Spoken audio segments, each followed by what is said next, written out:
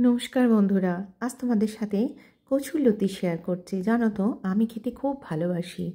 আর জানলা দিয়ে উকিঝুঁকি মারি কখন ভ্যানওয়ালা এই লতি নিয়ে যাবে, কারণ কর্তামশাই লতি একদম নিয়ে আসতে চায় না। তাই আজকে পেয়ে গেলাম আর রান্নাও করে ফেললাম। দেখো তাহলে কি করে বানালাম। প্রথমে নিলাম কালো সর্ষে, একটু সাদা সর্ষে, আর তার সঙ্গে কাঁচা লঙ্কা, 2-3 কোয়া রসুন। তেলের মধ্যে দিলাম কালো জিরে ফোড়ন, আর এদিকে ওইগুলো সব দিয়ে চিংড়ি মাছগুলো দিয়ে একটা পেস্ট বানিয়ে নিলাম। নেওয়ার পর ওই তেলের মধ্যে কালো জিরে দেওয়ার পর ওই পেস্টটা ঢেলে দিলাম।